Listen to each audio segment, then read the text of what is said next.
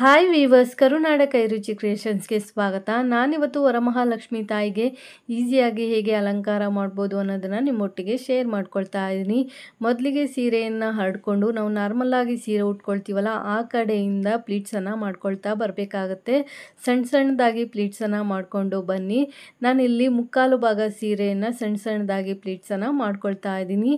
ನೀವೇನಾದರೂ blouse ಪೀಸನ್ನು cut ಮಾಡ್ಕೊಂಡಿದ್ರೆ ಅರ್ಧ ಭಾಗ ಸೀರೆಯನ್ನು ಈ ರೀತಿ ಪ್ಲೀಟ್ಸನ್ನು ಮಾಡ್ಕೊಳ್ಳಿ. ಬ್ಲೌಸ್ ಪೀಸನ್ನು ಏನು ಕಟ್ ಮಾಡಿಲ್ಲ ಅಂದರೆ ಮುಕ್ಕಾಲು ಭಾಗ ಸೀರೆಯನ್ನು ಇದೇ ರೀತಿಯಾಗಿ ನೀವು ಪ್ಲೀಟ್ಸನ್ನು ಮಾಡಿಕೊಂಡು ಎರಡೂ ಸೈಡು ಬಾರ್ಡರ್ಗಳಲ್ಲೂ ಸಹ ಪ್ಲೀಟ್ಸನ್ನು ನೀಟಾಗಿ ಅರೇಂಜ್ ಮಾಡಿಕೊಂಡು ಕ್ಲಿಪ್ಪು ಅಥವಾ ಬಟ್ಟೆ ಪಿನ್ನನ್ನು ಸೇರಿಸಿ ನೀವಲ್ಲಿ ನೆರಿಗೆಗಳನ್ನ ನೀಟಾಗಿ ಜೋಡಿಸ್ಕೋಬೇಕಾಗತ್ತೆ. ಮಧ್ಯಭಾಗದಲ್ಲೂ ಸಹ ನೆರಿಗೆಗಳನ್ನ ನೀಟಾಗಿ ಜೋಡಿಸ್ಕೊಂಡು ಬಟ್ಟೆ ಪಿನ್ನು ಅಥವಾ ಕ್ಲಿಪ್ಪನ್ನು ನೀವಿಲ್ಲಿ ಸೇರಿಸ್ಕೋಬಹುದು. ಮಧ್ಯಭಾಗದಲ್ಲೂ ಸಹ ನೆರಿಗೆಗಳನ್ನ ನೀಟಾಗಿ ಜೋಡಿಸ್ಕೊಂಡು ಕ್ಲಿಪ್ಪು ಅಥವಾ ಬಟ್ಟೆ ಪಿನ್ನನ್ನು ಸೇರಿಸ್ಬಿಟ್ಟು ನೀವಲ್ಲಿ ಸೆಕ್ಯೂರ್ ಮಾಡ್ಕೊಳ್ಳಿ. ಈಗ ಪ್ಲೀಟ್ಸನ್ನು ಮಾಡ್ಕೊಂಡಿದ್ದಾಗಿದೆ. ಮಧ್ಯಭಾಗಕ್ಕೆ ಫೋಲ್ಡ್ ಮಾಡಿ ಎತ್ತಿಟ್ಕೊಳ್ತಾ ಇದ್ದೀನಿ. ನಂತರ ಸೆರಗನ್ನು ಹೇಗೆ ಪ್ಲೀಟ್ಸ್ ಮಾಡೋದು ಅಂತ ನೋಡೋಣ. ನಾನಿಲ್ಲಿ ಮಧ್ಯಭಾಗಕ್ಕೆ ಸೀರೆಯನ್ನು ಫೋಲ್ಡ್ ಮಾಡಿಕೊಂಡು ಸಣ್ಣ ಸಣ್ಣದಾಗಿ ಪ್ಲೀಟ್ಸನ್ನು ಮಾಡ್ಕೊಳ್ತಾ ಇದ್ದೀನಿ. ನೀವಿಲ್ಲಿ ಬಾರ್ಡರ್ ಎಷ್ಟು ಅಗಲ ಬರುತ್ತೆ ಅಷ್ಟು ಅಗಲಕ್ಕೆ ಮಾಡ್ಕೋಬೋದು, ಅಥವಾ ನಿಮಗೆ ಎಷ್ಟು ಅಗಲ ಎಷ್ಟಾಗುತ್ತೆ ಅಷ್ಟು ಅಗಲಕ್ಕೆ ಮಾಡ್ಕೊಳ್ಳಿ. ನಾನಿಲ್ಲಿ ಬಾರ್ಡರ್ ಏನು ಬರುತ್ತೆ ಸೀರೆಯಲ್ಲಿ ಅಷ್ಟೇ ಅಗಲ ಪ್ಲೀಟ್ಸನ್ನು ಮಾಡ್ಕೊಂಡಿದ್ದೀನಿ. ಸಣ್ಣ ಸಣ್ಣದಾಗಿ ಪ್ಲೀಟ್ಸನ್ನು ಮಾಡಿ ಸೆರಗಿನ ತುದಿಗೆ ಒಂದು ಕ್ಲಿಪ್ಪನ್ನು ಸೇರಿಸಿ ಇನ್ನೊಂದು ಸ್ವಲ್ಪ ದೂರಕ್ಕೆ ಅದೇ ರೀತಿ ನೆರಿಗೆಯನ್ನು ಜೋಡಿಸ್ಬಿಟ್ಟು ನಾನಿಲ್ಲಿ ಕ್ಲಿಪ್ಗಳನ್ನ ಸೇರಿಸ್ಕೊಳ್ತಾ ಇದ್ದೀನಿ. 1 ಮಾರ ಆಗುವಷ್ಟು ಸೆರಗನ್ನು ನಾನಿಲ್ಲಿ ಪ್ಲೀಟ್ಸನ್ನು ಮಾಡ್ಕೊಂಡಿದ್ದೀನಿ. ನಂತರ 1 ಮಾರ ಆಗುವಷ್ಟು ಎಕ್ಸ್ಟ್ರಾ ಬಟ್ಟೆಯನ್ನು ಹಾಗೆ ಬಿಟ್ಕೊಂಡಿದ್ದೀನಿ.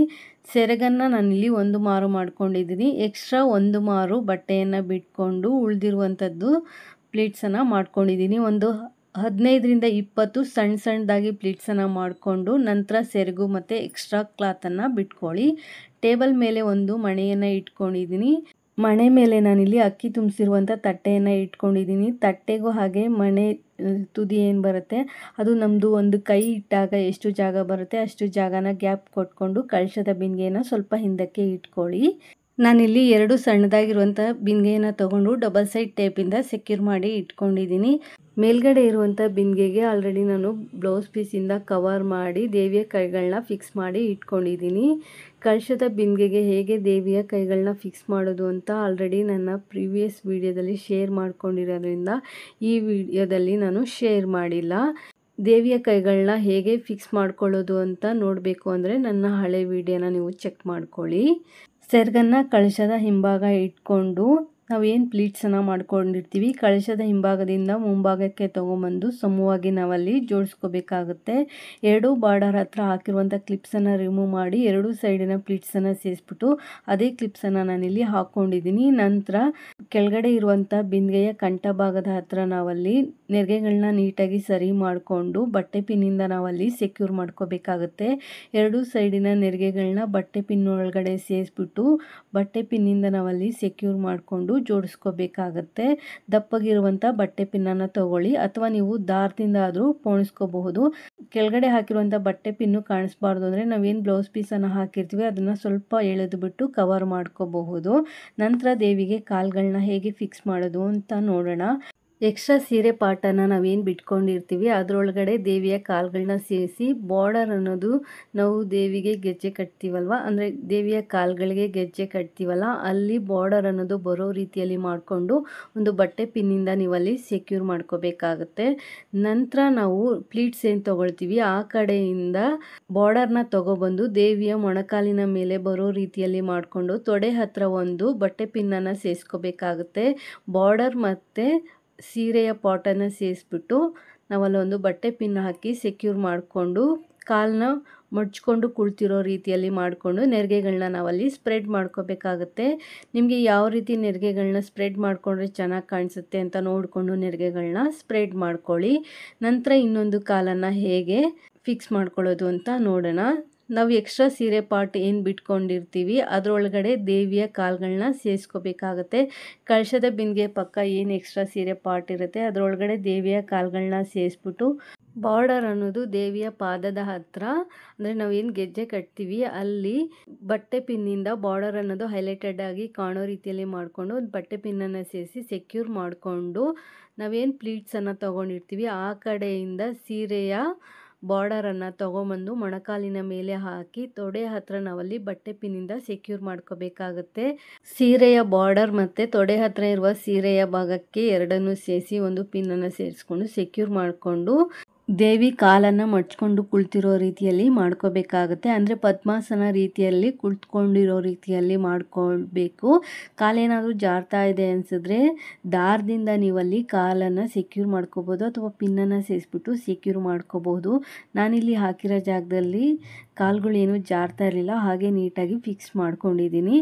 ದೇವಿಯ ಕಾಲಿನ ಕೆಳಗಡೆ ಇರುವಂಥ ನೆರಿಗೆಗಳನ್ನ ಸ್ಪ್ರೆಡ್ ಮಾಡ್ಕೋಬೇಕು. ನೀಟಾಗಿ ಅಲ್ಲಿ ಸ್ಪ್ರೆಡ್ ಮಾಡಿಕೊಂಡು ಅರೇಂಜ್ ಮಾಡ್ಕೊಳ್ಳಿ. ನಾವೇನು ಪೀಠ ಇಟ್ಟಿರ್ತೀವಿ ಆ ಪೀಠದ ಸುತ್ತ ನೆರಿಗೆಗಳು ಸ್ಪ್ರೆಡ್ ಆಗಬೇಕು. ಆ ರೀತಿಯಲ್ಲಿ ನೀಟಾಗಿ ನೆರಿಗೆಗಳನ್ನ ಸ್ಪ್ರೆಡ್ ಮಾಡ್ಕೊಳ್ಳಿ. ದೇವಿಯ ಕಾಲನ್ನೋದು ನೀಟಾಗಿ ಕುತ್ಕೊಂಡಿರೋ ರೀತಿಯಲ್ಲಿ ಮಾಡ್ಕೊಳ್ಳಿ. ಎಕ್ಸ್ಟ್ರಾ ಇರುವಂಥ ಸೀರೆ ಪಾರ್ಟನ್ನು ಕಳಶದ ಹಿಂಭಾಗ ಸೇರಿಸ್ಕೊಳ್ಳಿ. ಈಗ ಸೆರಗನ್ನು ಹೇಗೆ ಹಾಕೋದು ಅಂತ ನೋಡೋಣ. ನಾವು ನಾರ್ಮಲಾಗಿ ಸೀರೆ ಉಟ್ಕೊಳ್ತೀವಲ್ಲ ಅದೇ ರೀತಿಯಲ್ಲಿ ಮೊದಲಿಗೆ ನಾನಿಲ್ಲಿ ಸೆರಗನ್ನು ಹಾಕ್ಕೊಂಡು ಸೆರಗಲ್ಲಿರುವಂಥ ಪ್ಲೀಟ್ಸನ್ನು ನಾನಿಲ್ಲಿ ಸ್ಪ್ರೆಡ್ ಮಾಡ್ಕೊಳ್ತಾ ಇದ್ದೀನಿ. ಒಂದರ ಪಕ್ಕ ಒಂದು ಪ್ಲೀಟ್ಸ್ ಅನ್ನೋದು ಬರೋ ರೀತಿಯಲ್ಲಿ ಮಾಡಿಕೊಂಡು ಇಲ್ಲಿ ಅರೇಂಜ್ ಮಾಡ್ಕೊಳ್ತಾ ಇದ್ದೀನಿ. ಅರೇಂಜ್ ಮಾಡಿಕೊಂಡು ನೀಟಾಗಿ ಅಲ್ಲಿ ಸರಿ ಮಾಡ್ಕೊಳ್ಳಿ.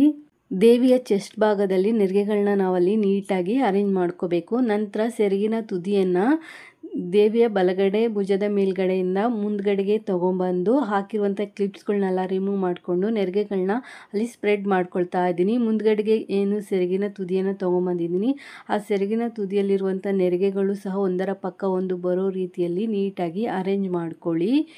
ಸ್ಟೆಪ್ ಬೈ ಸ್ಟೆಪ್ಪು ಬರಬೇಕು. ಆ ರೀತಿಯಲ್ಲಿ ಪ್ಲೀಟ್ಸನ್ನು ಅರೇಂಜ್ ಮಾಡ್ಕೊಳ್ಳಿ. ಹಾಗೆ ಎಡಗಡೆ ಭುಜದ ಮೇಲೂ ಸಹ ನೆರಿಗೆಗಳು ಒಂದರ ಪಕ್ಕ ಒಂದು ಬರೋ ರೀತಿಯಲ್ಲಿ ನೀಟಾಗಿ ಅರೇಂಜ್ ಮಾಡಿಕೊಂಡು ಎರಡೂ ಸೈಡಿನ ಭುಜದ ಮೇಲೆ ಇರುವಂಥ ನೆರಿಗೆಗಳು ಸ್ಟೆಪ್ ಬೈ ಸ್ಟೆಪ್ಪು ಬರೋ ರೀತಿಯಲ್ಲಿ ನೀಟಾಗಿ ಅರೇಂಜ್ ಮಾಡ್ಕೊಳ್ಳಿ.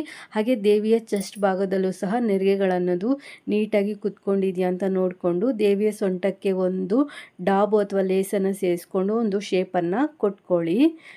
ಎಕ್ಸ್ಟ್ರಾ ಇರುವಂಥ ಸೀರೆ ಪಾರ್ಟನ್ನು ಬ್ಯಾಕ್ ಸೈಡಲ್ಲೇ ಸೇರಿಸ್ಬಿಟ್ಟು ನೀವು ಬಟ್ಟೆ ಪಿನ್ನನ್ನು ಸೇರಿಸ್ಕೋಬೋದು ಅಥವಾ ಕ್ಲಿಪ್ಪನ್ನು ಸೇರಿಸ್ಕೋಬೋದು. ನಂತರ ನಾನಿಲ್ಲಿ ದೇವಿಯ ಕಾಲುಗಳಿಗೆ ಗೆಜ್ಜೆಗಳನ್ನ ಸೇರಿಸ್ಕೊಳ್ತಾ ಇದ್ದೀನಿ. ನಿಮ್ಮ ಹತ್ರ ಗೆಜ್ಜೆಗಳಿದ್ದರೆ ಗೆಜ್ಜೆಗಳನ್ನ ಸೇರಿಸ್ಕೊಳ್ಳಿ. ಹಾಗೆ ದೇವಿಯ ಕೈಗಳಿಗೆ ಬಳೆಗಳಿದ್ರೆ ಬಳೆಗಳನ್ನು ಸಹ ನೀವಿಲ್ಲಿ ಸೇರಿಸ್ಕೋಬಹುದು. ನಂತರ ನೀವು ದೇವರಿಗೆ ಅಂತ ಇಟ್ಕೊಂಡಿರುವಂಥ ಒಡವೆಗಳಿಂದ ದೇವಿಯನ್ನು ಅಲಂಕರಿಸಿ. ಈ ವಿಡಿಯೋ ಇಷ್ಟ ಆದರೆ ಒಂದು ಲೈಕ್ ಕೊಡಿ. ಹೊಸದಾಗಿ ಯಾರೆಲ್ಲ ನಮ್ಮ ಚಾನಲ್ ನೋಡ್ತಾ ಇದ್ದೀರಾ ನಮ್ಮ ಚಾನಲ್ನ ಸಬ್ಸ್ಕ್ರೈಬ್ ಮಾಡಿಕೊಂಡು ನೋಡಿ.